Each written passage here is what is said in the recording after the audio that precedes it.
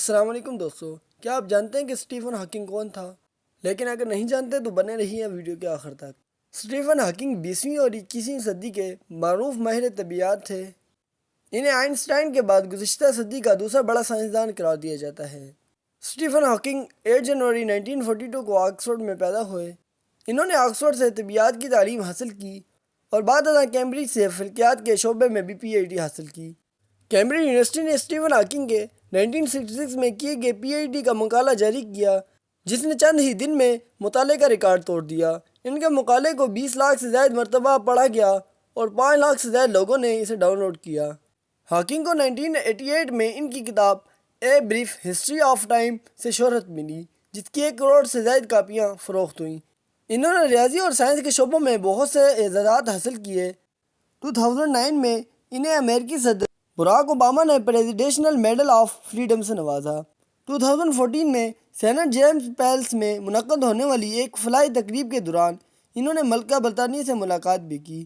2014 میں ان کی زندگی پر ایک film the theory of every thing بنائی گئی، جس میں ایڈی ریمنڈن نے مرکزی کردار ادا کیا۔ اسٹیفن ہاکنگ کو غیر معمولی ذہانت کی بدولت آج آئنسٹائن کے ہم پلک سائنسدان قرار دیا جاتا ہے۔ اس عظیم سائنسدان نے کائنات میں ایک ایسا بلیک ہول دریافت کیا جس سے روزانہ نئے سیارے جنم لیتے ہیں۔ اس بلیک ہول سے ایسی شعاعیں خارج ہوتی ہیں جو کائنات میں بڑی تبدیلیوں کا سبب ہے۔ ان شعاعوں کو اسٹیفن ہاکنگ کے نام کی مناسبت سے ہاکنگ ریڈیشن کہا جاتا ہے۔ 1917 کے شروع میں ہی اس نے اپنے امتیازی مقالوں کے سلسلوں کو شائع کروانا شروع کیا، جس میں اس نے اس بات کو ثابت کرنے کی کوشش کی کہ آئنسٹائن کے نظریہ وحدانیت اضافیت کا ایک ناگزیر حصہ ہے۔ اس کو آسانی کے ساتھ نظر انداز نہیں کیا جا سکتا، جیسا کہ آئنسٹائن سمجھتا تھا۔ 1974 میں ہاکنگ نے اس بات کو بھی ثابت کر دیا کہ بلیک ہول مکمل طور پر بلیک ہول نہیں، وہ بدترین شعاعوں کا اخراج کر رہے ہیں، جس کو اب ہاکنگ ریڈیشن بھی کہا جاتا ہے۔ 1990 میں ہاکنگ نے جب اپنے کولیگز کے ملاقات کا مطالعہ کیا، جس میں ٹائم مشین کو بنانے کا ذکر تھا، تو وہ فوری طور پر شک میں مبتلا ہو گیا، کیونکہ ہاکنگ کی دریافت کے مطابق وقت میں سفر کرنا ممکن نہیں، کیونکہ مستقبل میں آیا ہوا کوئی بھی مسافر موجود نہیں ہے۔ اگر وقت کا سفر کرنا اتنا آسان ہوتا کہ جیسے کسی سیر و تفریح پر جانا، تو مستقبل سے آئے ہوئے سیاح اپنے کیمروں کے ساتھ ہمیں تنگ کرنے کے لیے یہاں موجود ہوتے اور ہمارے ساتھ تصویر لینے کی درخواست کر رہے ہوتے۔ ہاکنگ نے ایک چیلنج دنیا طبیعیات کو بھی دیا۔ ایک ایسا قانون ہونا چاہیے جو وقت کے سفر کو ناممکن بنا دے۔ اس نے وقت کے سفر کو روکنے کے لیے قوانین طبیعیات کی طرف ایک نظریہ تحفظ تقویم پیش کیا تاکہ تاریخ کو مورخوں کی دخل اندازی سے بچایا جا سکے۔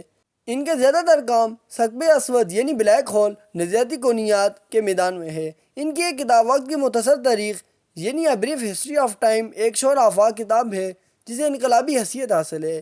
یہ آسان الفاظ میں لکھی گئی ایک نہایت اعلیٰ پائے کی کتاب ہے، جس سے ایک عام انسان اور اعلیٰ ترین محقق بھی فائدہ اٹھا سکتا ہے۔ ان کی زندگی کا ایک اور منفرد اور المانک پہلو ایک عجیب بیماری بھی ہے۔ وہ MSc تک درمیانی درجے کے طالب علم، سائیکلنگ، فٹ بال کے شوقین تھے۔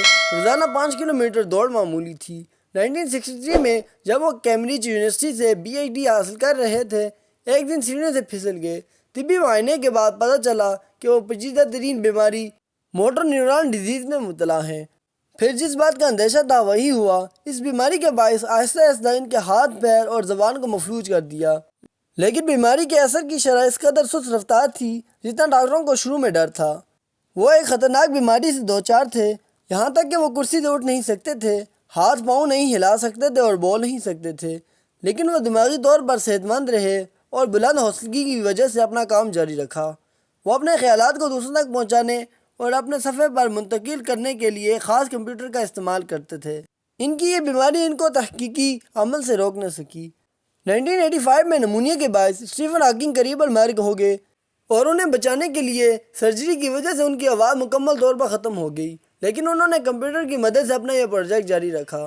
انہوں نے ویل چیئر کا استعمال کیا اور وہ وائس سینسرائز کے ذریعے بولنے کے قابل بھی نہیں رہے۔